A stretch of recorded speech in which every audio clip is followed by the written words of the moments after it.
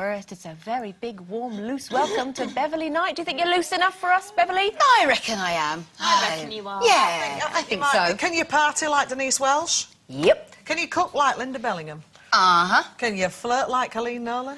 Definitely. Can you drink like Carol McGiffin? Tea, yes. Yeah. Or can you eat pies as good as I can? I'll give it a go. Welcome to the show. Thank you. Night. We're loving it. We're loving it. I think you'll be just fine. You'll be just fine. Now, at the weekend, Simon Cowell apparently treated his reportedly new girlfriend to a Valentine's banquet of lobster and black cod. Meanwhile, Nigel Page and Justine Laycock have celebrated their £56 million windfall in the Euro Millions draw with a bacon butty at their local supermarket. They need to be careful with their cash, you see. But what foods get us in the mood for celebrating? You like a pie, don't you, Jenny? I love a pie, but if I'm... Oh, I do. Oh, yes. But that's every day for me, you see, and every day is a pie. But if it's something special, it's not in my house. I'm outside celebrating, because I don't want to cook and get, you know, all that, because I don't cook very well. Anything in particular? I love a good steak. I like a good bit of meat. Shocking, this lot. Shocking. I like a good bit of meat, well cut, know where it's from. I've got a fantastic... I've got a very good farm shop up where I am, you see, so I just go in there, say to my butcher, listen, show us a nice piece of meat. Yeah.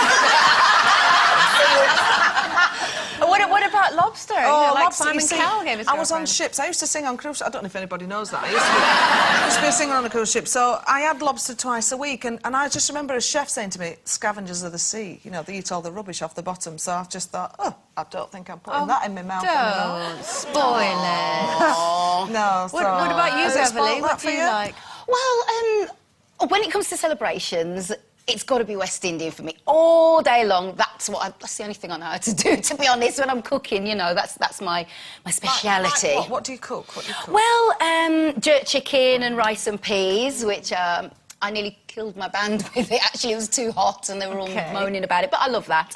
And things like, you know, oxtail and butter beans and little patties, and I love it all. Did you celebrate at the weekend? Did you cook a nice romantic meal at the weekend? Well, I didn't actually have to cook at all. My lovely boyfriend James went in the kitchen and cooked us some nice sea bass and green beans, curly kale, and it was fantastic. He used to be a chef, so... Oh, I was going to say, it's not from round our end, then, if he's... So he knows what he's doing. Oh, he knows what he's doing. He's taught me a few things, but not West Indian. That's my domain. Well, Steve did the same sort of thing. There must have been a sort of seafood link there, because I know a couple of men cook for their ladies over, you know, Valentine's, and he cooked me... Well, he didn't cook me, because, well, I suppose he can cook it, but it tastes better raw. Oysters.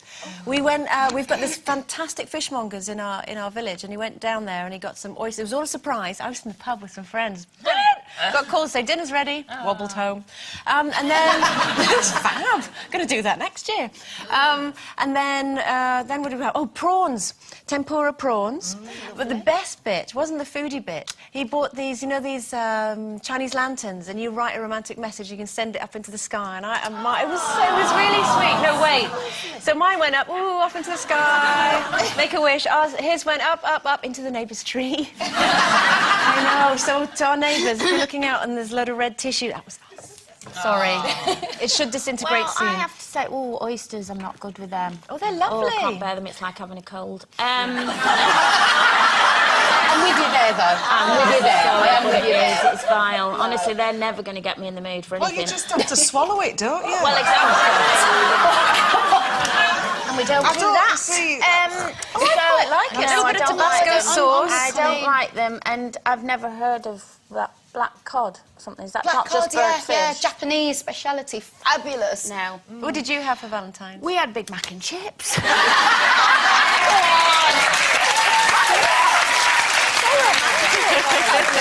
Well, speaking of chips, also making the headlines is the news that chips can cheer us up. Yes, the old seaside favourites apparently are surefire way to make us feel cheerful. Now, this could be down to the carb overload, or it could be because the taste and smell reminds us of happier times, such as childhood holidays and that sort of thing. Did it lift your mood, having some chips? Oh, fish and chips does. It brings me way, because I grew up in Blackpool, seaside town, and every Friday was fish and chip night, and I loved it in the paper, you know, I never wanted a fork. You always have to eat it. Fish chips, mushy peas and gravy. Oh, lovely. You know. Do you find How do you pick fingers though? How do you pick mushy peas up with your feet?